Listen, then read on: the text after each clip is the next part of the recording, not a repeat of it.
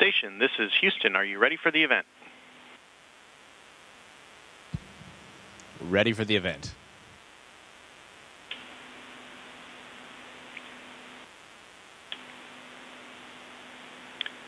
KUSA Denver 9 News, this is Mission Control Center, Houston. Please call station for a voice check. Station, this is Anusha Roy. How do you hear me? Anisha, loud and clear. How about me? I can hear you. I'm ready to speak. Let's do this.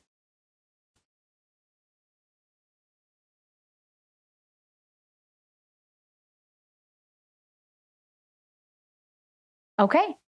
Oh, I don't see him, right? I'm not supposed to see him anywhere. Okay. All right. Matt Dominick, can you hear me all right? This is Anusha out of 9 News in Denver. I hear you great. Great to be talking to Denver today. Yes, we're so excited to chat with you as well. I just wanted to start off by hearing a little bit about your role and your responsibility right now.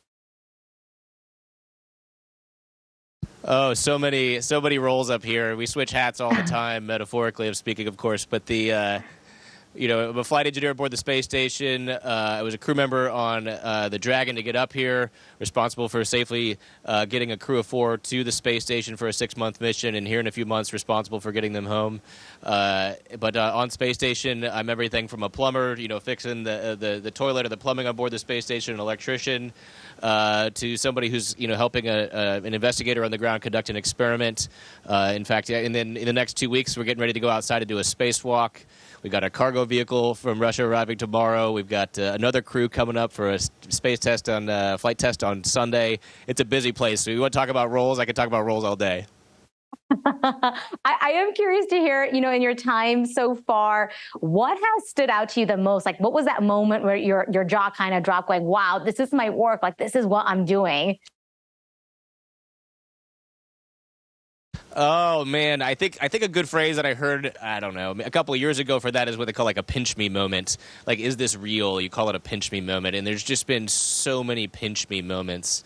That first time, we got to orbit, you felt the 0G in your seat, and then, you kind of leaned forward. We had, like you talked about, roles and responsibilities, but then you had that chance to just look out the window for the first time and see the curvature of the Earth and the thinness of the atmosphere.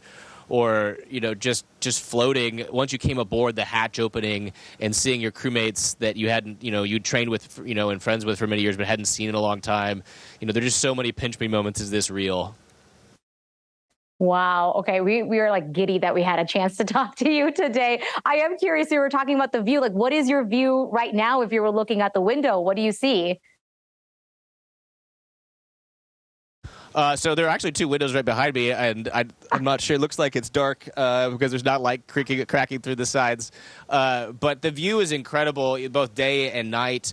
I've probably shot over 100,000 images trying to capture it to the best of my ability, and I still can't capture what the human eye can see despite all those efforts. The colors are incredible. We've had some amazing aurora. You're just seeing other satellites, seeing stars, seeing the planets, seeing the moon, seeing it all interact, and Earth, and then Denver. I've actually had a chance to fly over Denver a couple times itself, so it's just such a beautiful sight to see. I can't really explain it.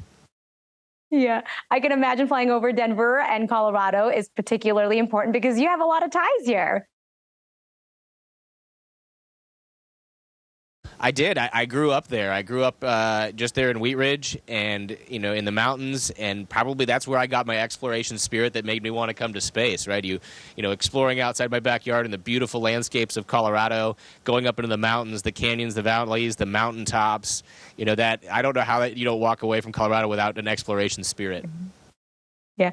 And I'm curious about when you do come back here on Earth. I know it's about 6 months or so. What are you the most excited to share about what you learned with folks here in Colorado? Oh, so many things. Obviously, the first thing I'm excited to go back and see friends and family, and we've been separated for some time up here, but to get back and you're taught and you know and you hear all the time the importance of conserving and taking care of the Earth. But coming up here, the fragility is just so much more evident. The thinness of the atmosphere, you look out and you see how little there is between humans on Earth and the vacuums of space. And so, yes, I understand conservation is something I've thought about, for much of my life, but it just seems so much more deep and so much more clear to me, the fragility of our civilization now. And my last question for you is just I know there was so much training, so much studying, and it was a long journey to get to where you are right now. What would you say to anyone else, especially, the younger kids who might be watching this going, I'd love to do the same thing that you're doing right now?